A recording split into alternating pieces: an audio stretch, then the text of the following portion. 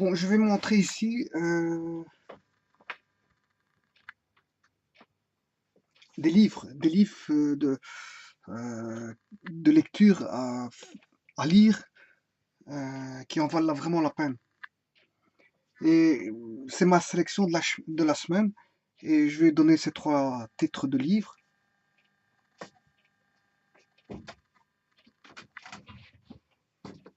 D'abord, un livre très intéressant, le voici, c'est le grand livre de l'équilibre acido-basique. En fait, c'est un livre qui explique donc comment maintenir, via l'alimentation bien sûr, l'équilibre acide-base du corps, en mangeant, je veux dire, des éléments bien spécifiques pour éviter, je veux dire, certaines carences, certaines maladies, et voilà. Donc, ce livre, je vais citer les personnes qui l'ont écrit, c'est Anne Dufour, Catherine Dupin, d'une préface de Jean-Charles Schnebelen, qui est docteur en pharmacie. Et voilà. Et donc, c'est ce qu'on appelle le grand livre de l'équilibre acido-basique. Et on peut voir donc une dame qui se porte bien, je veux dire, dans son corps et qui est en bonne santé. Et donc, qui, je veux dire, respire la joie de vivre. Pourquoi? Parce que je veux dire, elle est en bonne santé. Donc ici, euh, on n'y croit pas. Pour moi, je veux dire, en lisant une partie, j'ai pas tous les bouquins, mais en lisant une partie, bon, ça se défend fameusement, parce que je veux dire, hum, je rentre dans le jeu de cette. Pour moi, c'est une vérité. L'équilibre acido-basique, effectivement, d'autant plus que c'est pas n'importe qui, c'est un docteur en pharmacie qui a fait ça, et ça dit des vérités. Hein. Voilà. C'est un équilibre, euh, parce que pour la santé, c'est fort important au niveau, enfin, l'équilibre alimentaire est très important pour le corps, hein. Il y a beaucoup de gens qui vont dans les hôpitaux avec des cancers du foie, des cancers euh, de l'estomac, cancer de l'intestin grêle, cancer de, euh, comment est-ce qu'on appelle ça, euh, oui, et sans oublier tous ceux qui ont des problèmes cardiaques à cause de mauvaise alimentation. Mais là, on va dire que c'est les graisses, hein. On va dire, par exemple, les problèmes cardiaques avec les bouchages comment est-ce qu'on appelle ça, les artères bouchées au niveau du cœur. Bon, hein, ça c'est plutôt dû aux graisses. Mais ici, c'est plutôt, on va dire, un équilibre acido-basique, hein. Voilà. Euh, donc, ça essaie de rétablir un équilibre et éviter certaines douleurs, certaines inflammations caractéristiques qui viennent perturber la vie, je veux dire, d'une personne qui aurait une alimentation déséquilibrée. Voilà. Donc, je vous conseille de le lire. Généralement dans les librairies, ça dans un rayon bien-être, qu'on retrouve santé bien-être. Euh, mais ici, je ne vois pas où il est l'ISDN. L'édition, c'est le Duc. Apparemment, c'est l'édition le Duc. Donc, en voyant ceci, le titre, le grand livre de l'équilibre acido-basique, hein, édition de Le Duc, de Anne Dufour et Catherine Dupin, on peut trouver facilement ça sur Internet. Bon, un second livre qui m'a plu,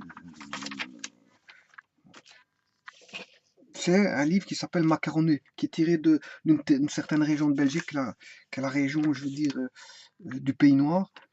Voilà, et ça a été écrit par Thomas Campi, et pas pas Scampi, Thomas Campi et Vincent Zabu. Vincent Zabu. Encore une fois, ici, bon, c'est les éditions Dupuis. Le titre, c'est Macaroné, je n'ai pas l'ISDN en fait.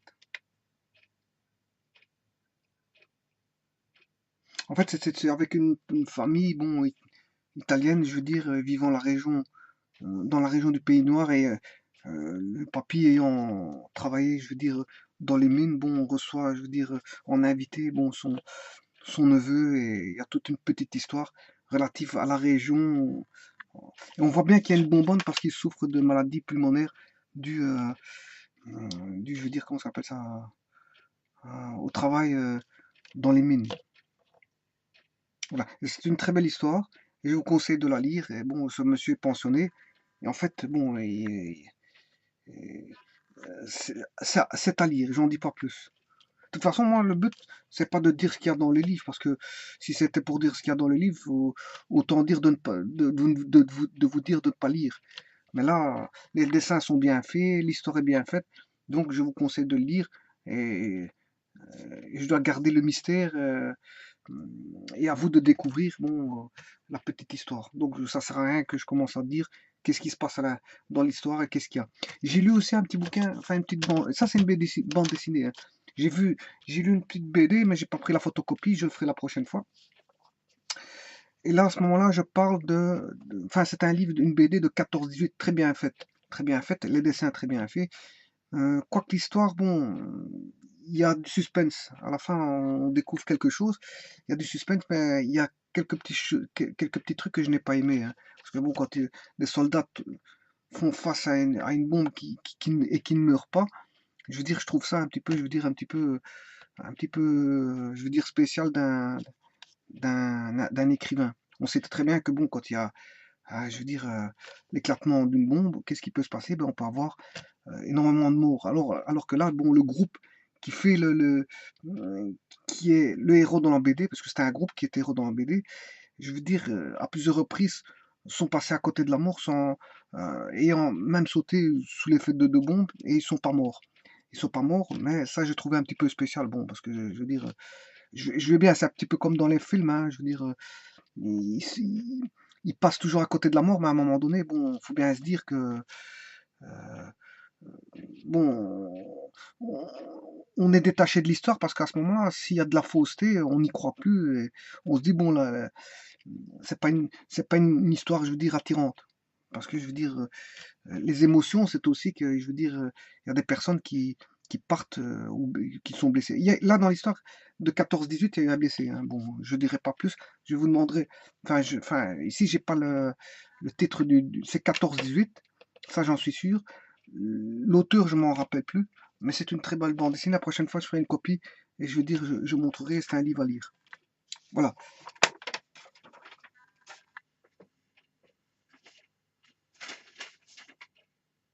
Alors, ceci, c'est qu'est-ce que c'est? Ceci, j'ai tiré. Pourquoi? Parce que ça peut intéresser certaines personnes. Et en fait, c'est la librairie du Cardinal. C'est-à-dire, c'est une librairie de livres anciens et rares, d'occasion, et en fait, qui sont livrés à des prix, je veux dire, vous voyez ici, par exemple, 275 € pour un ancien livre qui date enfin, Gilbert, œuvre de Gilbert, 2 tomes complets avec notes des variantes et une nouvelle notice par Amar, 2 volumes. Voilà, mais ils ne disent pas c'est de quelle année, c'est dommage. On voit bien que c'est des vieux anciens livres, hein. Je reconnais les couvertures d'anciens bouquins, hein. Ça, je les reconnais. Comment c'était fait, les reliures étaient, je veux dire, très bien faites. Bon, ici, le livre est à 275 €. Bon, hein, je veux dire, pour les collectionneurs, 275 €, bon, c'est rien du tout, hein. Moi, des livres comme ça qui datent de 1800, je les vendrai au moins, minimum 1000 €, je les laisserai pas partir, hein, parce que 270 €, c'est de la rigolade. Alors ici, on a un Jules Verne de Michel Strogoff, Moscou, Irkoutsk, suivi d'un drame de Mexique. Dessin de J. Ferrat, gravé par C.H. Brabant, hein, un volume en 4 cartonnages. Éditeur plein percaline, polychrome à un éléphant, titre dans la cartouche, dos au phare, toute tranche dorée, collection Hetzel. Les voyages extraordinaires, librairie achète. 150 €. 150 €. Hein. Bon, encore une fois, c'est pas cher, hein, pour les collectionneurs, hein, c'est rien du tout. C'est rien du tout. Ici, j'ai un Perrault Charles Comte d'Effet en prose en vers de Charles Perrault. Deuxième édition revue et corrigée sur les éditions originales et précédée d'une lettre critique par C.H. Girard de l'Institut, un volume en 8 reliures, et là, je sais pas combien il coûte. 490 €, je crois. Non, ça c'est encore un autre. 490, c'est celui-ci. Voilà. Au rang des prix, je veux dire, bon, je veux dire, là, le tome 2 de Sugur et A. Et là, j'ai un de 395 € de Club Alpin français, collectif Paillon Maurice. Ce qui est dommage, c'est que, voilà, ici à 1904. Lucien Faveur, Paris, 1904. Et l'autre, celui-ci, c'est à 490 €, 1883-1886, de Grégoire de Tours. Donc, je veux dire, c'est encore des prix, je veux dire, très gentils, hein. Bon, ici, pour aller voir ça, j'ai été voir dans www.librairie-du-cardinal.com, hein, librairie-du-cardinal.com, voilà. Et c'est là qu'on retrouve, je veux dire, bon, et alors il y a aussi un numéro de mobile, hein, 06 15 37 15 37, hein. Et alors, bon, c'est des acheteurs qui sont situés sur la France, notamment sur Bordeaux, la Gironde, et le Grand Sud-Ouest, la Charente, Charente-Maritime, Lot-et-Garonne, la Dordogne, la Lente, le Gers. Voilà, ils sont situés pas mal d'endroits en France, et en fait, voilà, donc c'est une librairie de livres anciens, rares et d'occasion. Donc, très intéressant, ça. Très intéressant. Pour celui qui a des livres, par exemple, soit à acheter, hein, qu'il est amateur d'anciens livres, de très anciens livres, hein. Bon, et quand on aime bien, on ne compte pas, donc c'est-à-dire qu'on achète le livre, peu importe le prix, hein, je veux dire, ça, là, être un amateur, c'est ça, hein. C'est ne pas compter, c'est de posséder le livre et pas le, comment est-ce qu'on appelle ça, hein, d'avoir une collection, voilà. Donc ici, ce que je voulais dire, c'est que, bon, ça peut avoir, c'est pour les amateurs, mais c'est aussi pour celui qui a un ancien livre, qui veut déposer un ancien livre très ancien et qui veut le vendre. Voilà, il peut le déposer, je veux dire, à ce genre de type de librairie. Et on voit bien les livres anciens comme ils étaient bien faits, hein. On se replonge toujours dans l'ancien temps, c'est toujours magnifique. Bon, encore un livre qui est très intéressant ici. Oui, c'est vrai qu'il y a eu la guerre 40-45 avec tout ce cortège de misère, hein, de morts, de blessés, etc. Mais il faut pas oublier que, je veux dire, il y a eu des choses excellentes qui ont été faites au niveau, par exemple, de la science, hein, sous cette époque-là. Donc, ici, il y a un livre qui a été écrit, La science sous le Troisième Reich, sous la direction de Josiane Olf Nathan. Et donc, victime ou allié du nazisme. Voilà. Donc, est-ce que la science, les bienfaits de la science qui ont été apportés, enfin, qui sont, les découvertes scientifiques qui ont été faites, je veux dire, hein, pendant les guerres, ici, il parle sous le Troisième Reich, hein, je veux dire, allemand, je veux dire, est-ce que c'est scientifique, est-ce que cette science-là, qui est bénéfique, la science est toujours bénéfique pour l'humanité, est-ce que cette science qui est sortie sous le régime, je veux dire, nazi, de son temps, est-ce que était-ce une victime du nazisme ou était-ce un allié du nazisme? Voilà, donc c'est une discussion que la personne fait, je veux dire, tout au long de son bouquin. Et en fait, ici, bon, ça vient de science ouverte, hein, science ouverte, voilà, bon, voilà. Et ça, à ce moment-là, je dirais aux personnes qui sont fort intéressées, qui voudraient lire, je veux dire, un genre de livre comme ça, eh ben, en fait, ils peuvent se le procurer. Mais encore une fois, ici, j'ai pas comment on appelle ça, je n'ai pas comment on appelle ça? Euh, le numéro ISDN. À aucun des trois, j'ai pris les numéros. Aucun des quatre. Non. Aucun des quatre, oui, des quatre livres, je n'ai pris le numéro ISDN. Donc ça, c'est un petit peu embêtant. Euh, mais j'aurais dû parce que c'est à partir de là que vous pouvez vous procurer les bouquins et les acheter et les lire comme bon vous semble et avoir une critique positive, une critique négative ou être insensible à la lecture du livre. Bon, aimer le livre, pas aimer le livre, en faire un rejet, il n'y a aucun souci. Bon, mais pour autant, faut pouvoir le lire. Bon, encore un autre beau livre que je vais présenter, c'est La positive attitude ici. Magnifique livre de Hervé Magnin. Bon, qui est un psychothérapeute, hein, cognitiviste, comportementaliste, C'est aussi un musicien, auteur, compositeur, interprète et se produit régulièrement en conférences, concerts où il illustre en chanson les thèmes de développement personnel qu'il expose dans ses livres. Donc, ce gars-là, bon, c'est un excellent psychothérapeute. Apparemment, comme je vois, bon, il écrit déjà le livre que je l'ai lu. Hein. Hein, aussi, là, j'ai pas d'ISDN. Hein, j'ai pas d'ISDN. Mais euh, euh, c'est la positive solitude, seul et bien dans ma peau, voilà, de chez Jouvence Édition. Hein, voilà. Voilà, et on voit un gars qui est dans une île esselé dans son île, derrière une porte, et en fait le gars, malgré qu'il est derrière une porte isolée, ben, en fait il peut malgré tout se retrouver bien dans son univers. Voilà. Donc ici, je peux lire un petit peu ici ce que c'est que la solitude, positive, hein, il y a déjà le mot positif, est souvent synonyme d'une douloureuse sensation d'isolement. Lorsqu'elle est subie, elle est vécue comme un abandon, un rejet. On peut aussi choisir d'être seul, d'aménager pour soi des temps où l'on est face à soi-même pour le plaisir, d'autres que ceux qu'on partage avec autrui pour prendre soin de soi, respecter ses besoins individuels. Voilà. Mais beaucoup ne sont pas préparés à faire usage de cette liberté solitaire. Cela paye plus ou moins cher de ne pouvoir assouvir le désir qu'à travers les autres. Pour échapper à la très redoutée solitude, on peut être amené à confondre compromis et compromission. Vaut-il mieux être seul que mal accompagné? On peut certes par dépit subir et goûter l'amertume de la négative solitude. À l'inverse, l'auteur vous propose d'explorer la positive solitude. Il est question approvisionnement, d'un apprivoisement de soi qui nécessite une exposition progressive à certaines de nos peurs. Être en paix avec soi-même est une condition majeure pour aller à la rencontre des autres paisiblement. Bonne lecture, solitaire. Voilà. Donc ici, bon, moi je serais vous, je le lis, hein, parce que c'est un excellent livre aussi.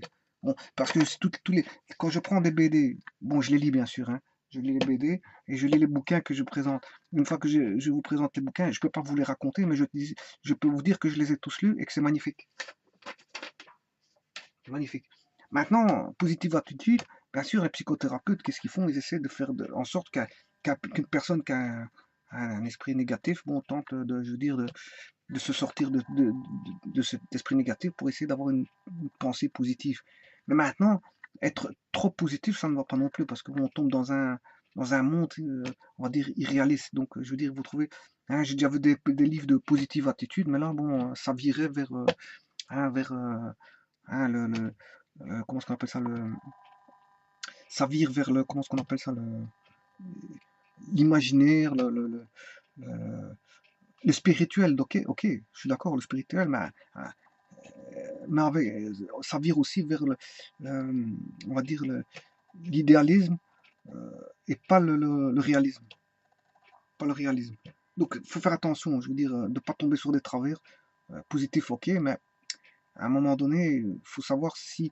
Moi, dans un bouquin que j'avais vu sur le positivisme, la personne, je veux dire, bon, elle en faisait tellement un peu trop que, bon, on voyait que ce n'était pas naturel, en fait. Voilà, on va dire ça comme ça. Bon, enfin bref, voilà, c'est pour les livres que je veux dire, que je conseille de lire. Et bon, sincèrement, vous ne serez pas déçus. Chacun des bouquins, il y a pas 500 pages à lire. Ça, bon, je connais des gens, ils lisent des livres de 500, 600 pages. Là, ça peut être, je veux dire, fatigant. Ça peut être à un moment donné, je veux dire, on n'a plus envie de le lire parce que c'est trop long. Voilà. Par contre, ça, c'est des livres très fins. Hein. Donc, moi, il y en a trois que j'ai lus en 2 heures de temps, c'était fait. 2 heures. Et j'ai pris mon temps. J'ai pris mon temps. 2 heures, 2 heures et demie de temps. Allez, on va dire 3 heures de temps. J'en avais fait trois. Trois. Voilà. Ben, il y en a un qui est un peu plus gros. Hein. C'est avec le livre de science. Là, bon, je veux dire, bon, là, ça m'a pris un peu plus de temps. Mais je l'ai fait en 2 fois. C'est pas grave. Voilà. Je vous remercie beaucoup.